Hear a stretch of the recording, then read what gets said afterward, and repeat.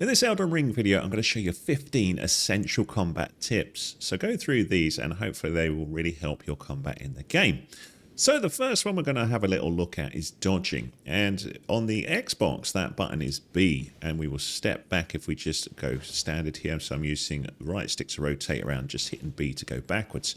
But if you move in a direction and press B, you will dodge roll like we're doing here. And this is a really important mechanic to learn for two reasons.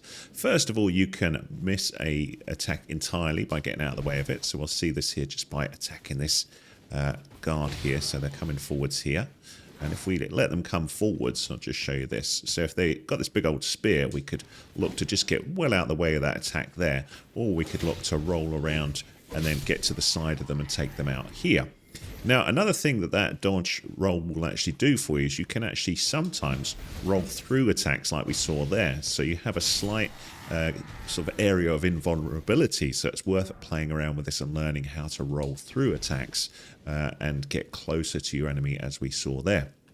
Now, another thing about the dodge roll is it's affected by how much carry stuff you've got on you, so the carry weight. So if we hit the pause button here and have a little look in equipment, just below me there, you see it says equip load. So that's how much weight all of these things are basically adding up to at the minute. So this armor that I've got is the bulk of my weight here, and also this weapon that we're using here.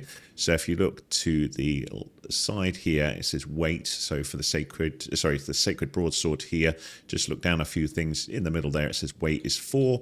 The Spanish Knight armor, weight 16.5.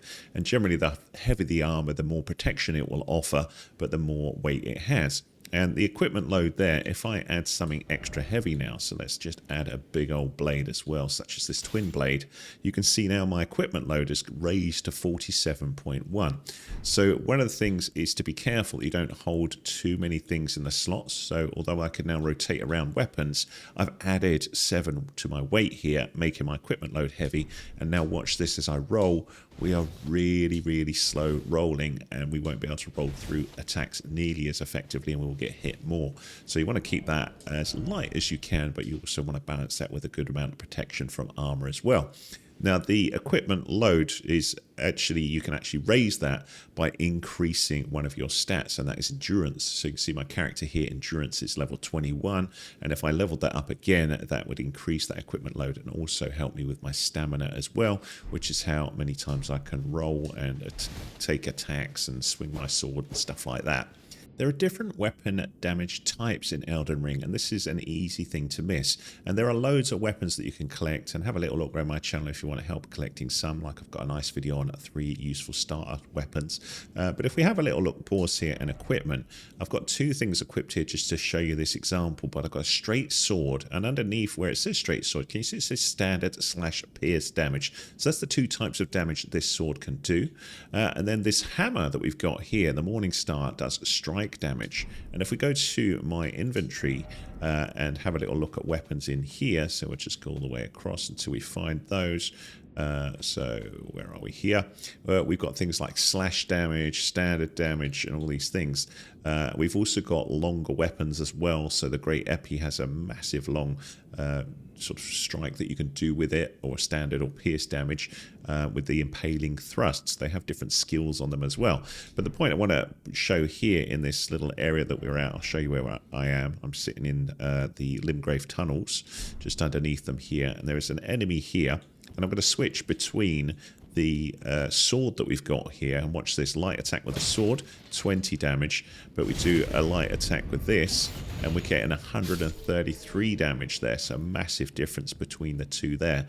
And this is not being leveled up at all, this particular weapon, but you can see it takes these guys out nice and swiftly. So, you know, that's just the standard thing that we've got there. Two-handing a weapon can increase its damage massively by 50%. So you can do this by holding Y and hitting the light attack button here. So Y on the Xbox, that would be triangle on the PlayStation, the light attack RB on the Xbox, R1 on the PlayStation. And we switch to this two-handed mode. Now this means that your block is not as good as, say, using a shield. However, you will deal far more damage. So I'll show you this. We'll first of all switch that off, and I'll do one attack here. So you can see 138 damage. Now we'll flick to two-handed. I'll do the same thing with a light attack. You see 148, 299 there as we go in with the second attack.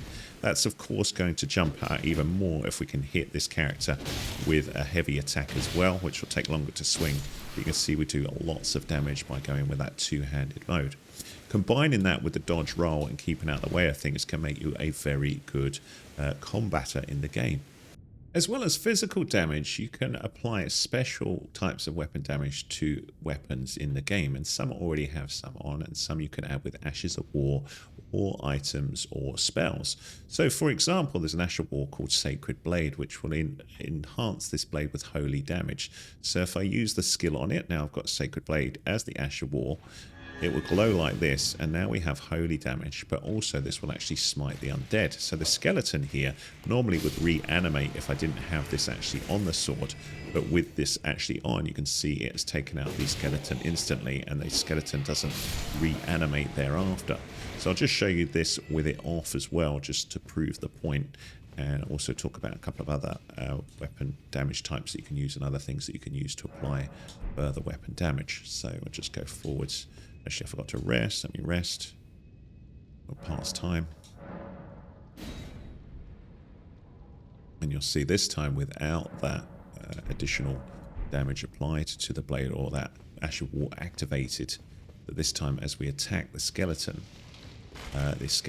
will reanimate unless I hit the thing that glows on the floor. So that thing there, if I leave that now, the skeleton will reanimate.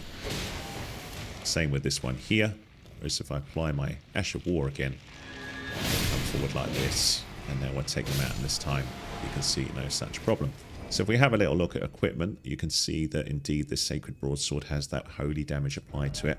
But other weapons you'll see, such as this Reduvia Bloodblade, does blood loss build-up. You can see down there the passive effects there. I've also got another one here, the Morning Star, that does blood loss build-up.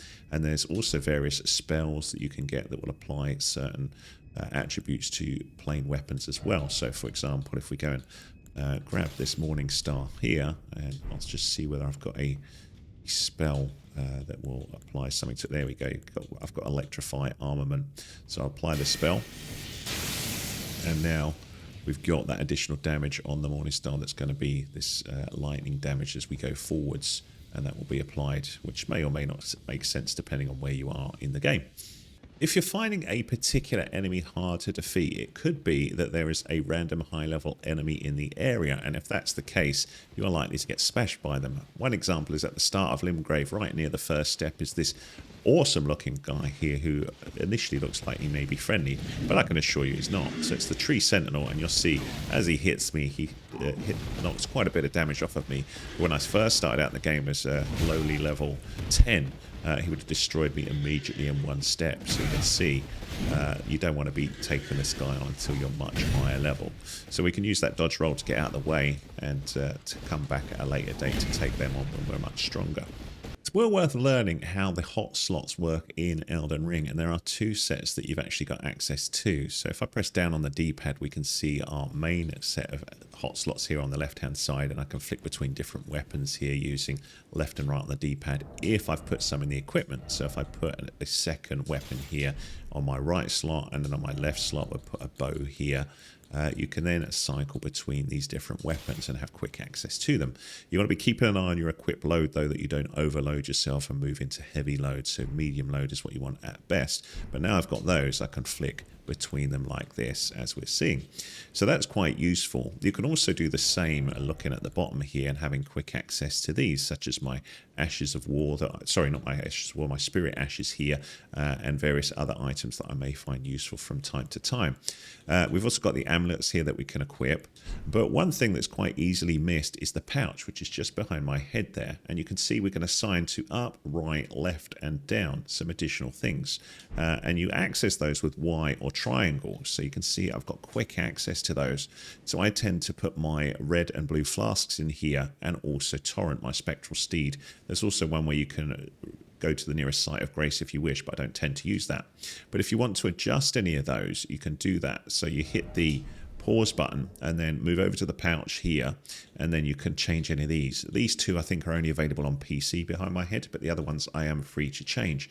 So I could go to this one, select it with down the bottom you see it says switch, and then I'm free to put whatever I want in here. So for example, if I wanted quick access to these cookeries, I could put that in there, and now that is in that slot. So when I come out, I would have quick access to those here straight away there. But I do suggest you do what I do and have some of these selected for your red and blue flasks like we have here. So I'll pop that back in there, and then just, actually that's the wrong one.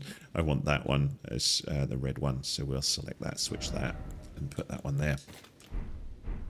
So then get used to those in battle, but you'll see that's very, very useful to be able to quickly access those. The downside with these ones and the spells at the top here is that it takes a little while to cycle all through them, so your most used ones you probably want to have down the bottom. In terms of accessing your spells there, you can do that by resting at a site of grace and choosing Memorize Spell, but that's a different kettle of fish.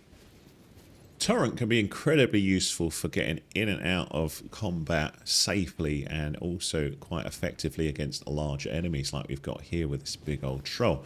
So using Torrent, I can go in and do an attack at the troll here, and then dart out of the way, heal if I need to, and then go back in and sweep again.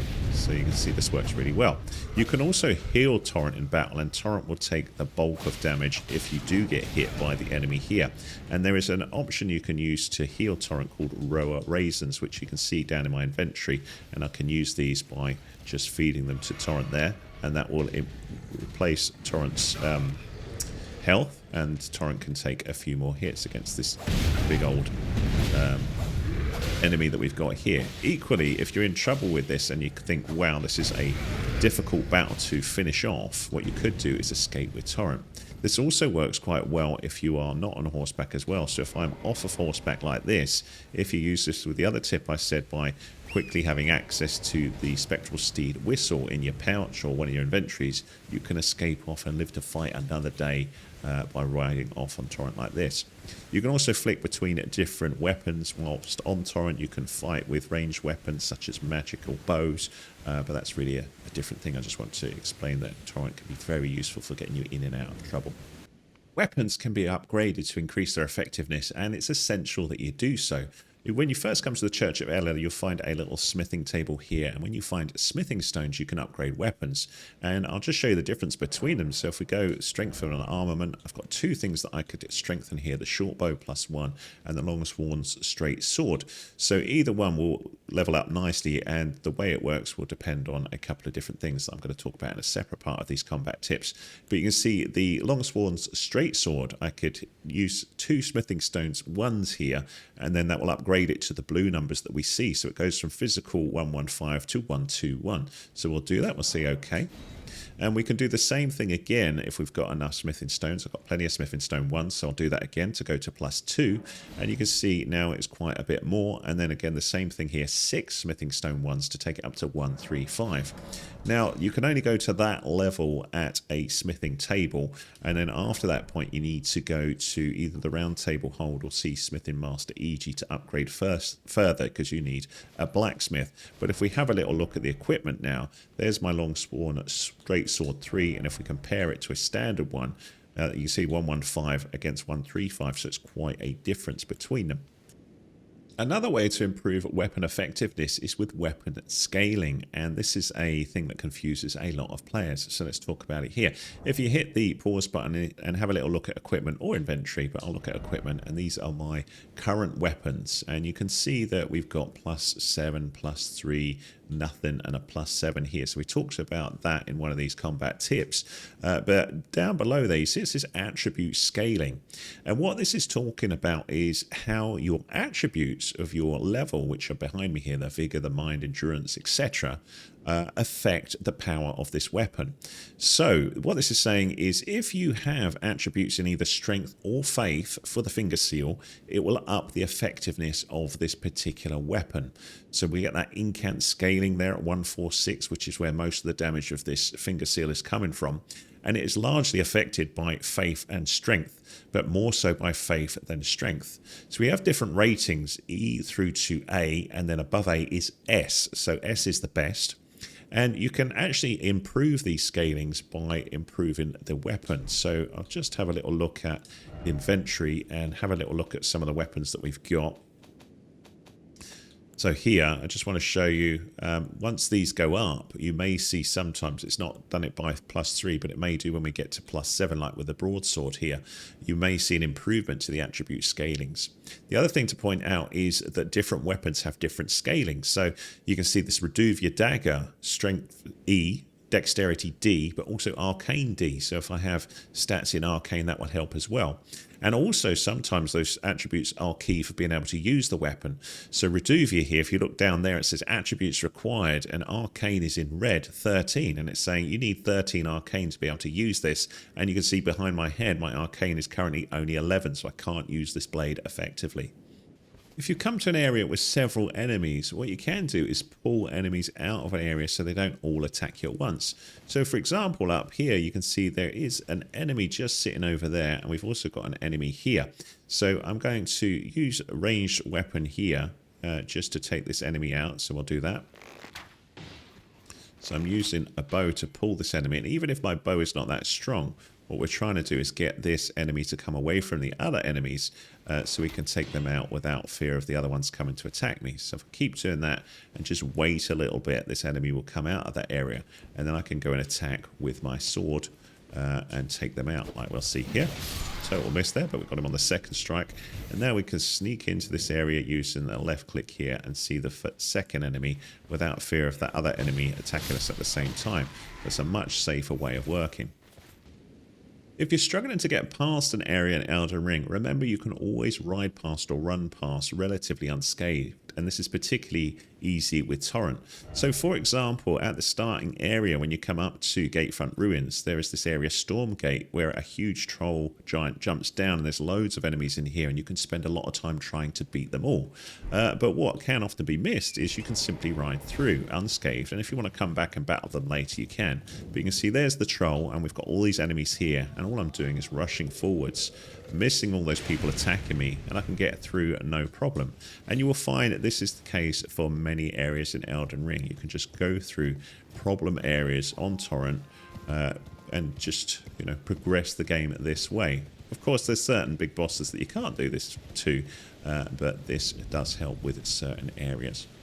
Often you'll come across enemies that deal damage in a particular way. For example, they may excel at magic. So, for example, in the second main area that we've got with the Academy of Rhea Lucaria, there are loads of mages that will smash you with magic damage. So you can use various items to combat this. So, for example, there is an item called the Spellproof Dried Liver that you can learn to craft if you get the right crafting book. But you can see this temporarily boosts magic damage negation. So if I use this, when we're actually in battle, you'll see how this works. So we'll keep that off for the minute, and you'll just see that the damage that I get is quite heavy. So we'll just wait for them to cast a spell at me. So here's some spells coming at me, and you can see they are hitting me very badly indeed. Now let's do the same thing, but we'll rest here, and then we'll take that special liver to help negate that magic damage that I'm getting. So we'll take that. We'll now glow, and then to even up the battle a bit, I'm going to also take on a Sacred Blade to add holy damage to attack them, and you'll see that we can take them out very quickly with that. I could also use my own spell, so I've got Incantation, which they will be susceptible to because they are standard magic and I'm Incantation. They're sorcery magic, rather, is the word I'm looking for. And you can see we took them out, but when they hit me, I didn't really get hit that hard. Spirit Ashes can make a huge difference in a battle, and there are various different Spirit Ashes available in the game. So you get introduced to them fairly early on. If you're not sure how to get them, do have a little look at my other videos. But once you get to an area like this, on the left-hand side, you see that little icon? That means you can then use your Spirit Ashes. So once you have them, you can pop them into equipment. So you can see I've got 3 different ones here. I've got the Spirit Jellyfish Ashes, the Lone Wolf Ashes, and Lutel the Headless. So if we go with the Lone Wolf Ashes here, we'll just activate those. So I've hit, what the heck is that button? X to cast them. And now that they are here, we can use them to help control a lot of these enemies we've got moving forwards. Now, one of the things that's quite easy to miss about Spirit Ashes is, one, there are several different, or there's many different Spirit Ashes that you can use, and they will excel at fighting certain different types of enemies. So, for example, the Lone Wolves are very good at kind of crowd control and also distracting an enemy quite a lot. And you may have noticed there that my wolves are looking pretty powerful against enemies here, and that's because they are upgraded, and we'll see this now as more and more enemies come into the area here. So you'll see the wolves will start doing some decent damage against them and enable me to finish off the other enemies. But even though there's a big old battle here, we will do fine sort of controlling all of these with the wolves helping me out and distracting enemies as I do my various battling here as well. So the point about this is, how did they get more powerful? Well, you can level up Spirit Ashes as well by accessing the Spirit Tuner over at Round Table Hold, and then you can use Grave Glovewort or Ghost Glovewort to upgrade the various different Spirit Ashes. So if you're interested in doing that, have a little look at my other videos where I show that in action. But you can see the Lone Wolf here down the bottom left hand side. You see it says +2, so they've been upgraded twice, and that's why they're far more powerful and far more capable of taking on all of these different enemies we have here without getting too injured. You'll also find other Spirit Ashes that will work in different ways. So, for example, Lutel the Headless that I've got here is only +1, but they're a magic user, and they can be quite good for annoying people with magic as well. So as we pull enemies in this time, you'll see Lutel will cast magic at distance for us and help sort of damage opponents from afar, and also pull them towards them by also doing a bit of melee damage as well. But you can see a bit of magic there cast by Lutel as I am now fighting the knight. So we'll see a bit of magic from time to time from Lutel. So I've actually run out of magic here. Lutel will actually also move around and attract the knight there and work in different ways to take on the knight, and indeed has defeated the knight there for me. Nice. Just to finish off on Spirit Ashes, the Spirit Tuner, once you finish that quest, and it's Roderica's quest that you need to do, you will find Roderica over at Round Table Hold. I'll show you how to do that on my videos. But if you talk to her once you've got her as a Spirit Tuner, that's where you can upgrade your Spirit Ashes. You've got Spirit Tuning, and then you will need to find different things. Grave Glovewort 3 is what I would need to now upgrade these to the next version. So I need to go and find those for those two, and Ghost Glovewort there, which you'll find in different areas, and I'll be covering those in different videos. Sneaking and backstabbing is a great way of doing huge amounts of damage to an enemy, and works really well against strong enemies such as Spanish Knights or anyone like that. But here's a simple example here on the Bridge of Sacrifice. To go into sneak mode, just press the left stick button, and then you will crouch down like this, and as you move, you will hear that your character is much quieter and being more stealthy. This works really well unless you see an enemy who can see you in their direct line of sight. But now we can sneak up behind an enemy, and if you go directly behind them and then choose your light attack option, so for me that's RB, this will happen. You'll do a backstab, and look how much damage we just did. 660 massive amounts of damage that we did on that particular one. We got a brass shield for our efforts. Nice. Crimson and Cerulean Flasks are essential for keeping your character ready to fight, so either replenishing HP or recovering FP whilst you're in a fight. So like we saw before with the pouch, it gives you quick access to them, but as I'm fighting here and I may be using special magic modes here or casting magic, my bars may drop. So if I get hit, like let's just allow this guy to hit me a little bit here, I may need to replenish my HP, although not for a while the speed this dude is shooting. But if I wanted to replenish those, having them in my hot slots in the pouch, I can access them quickly here and replenish my HP or my FP here, and then deal some damage at this guy. Now you can also change your flask charges and how many flasks you have by finding a couple of different things in the game, and also visiting a site of grace.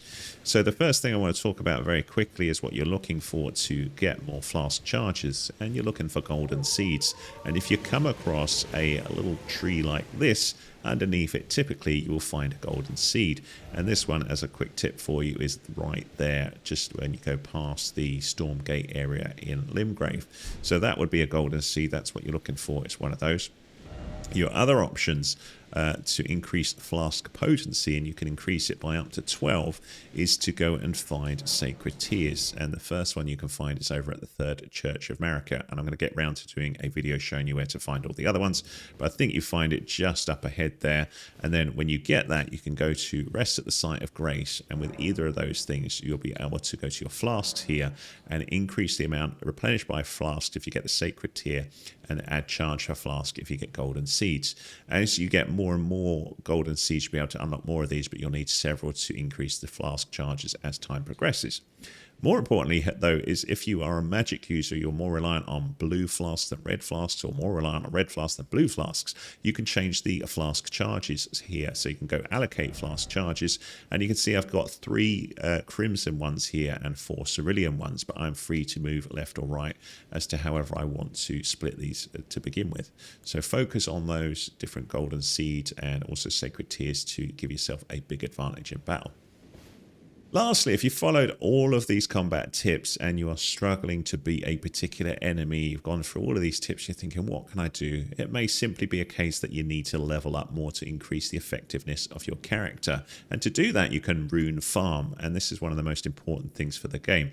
Rune farming is basically looking for an area where you can farm lots of enemies in a fairly safe environment, and then grab all your runes, go to a site of grace and level up. There are various ones in the game, but the most powerful of which will take you about 15 to 20 minutes to get to, and that is over where I'm going to show you just quickly here to finish off. So we go underground and we go off to here, Palace Approach, Ledge Road.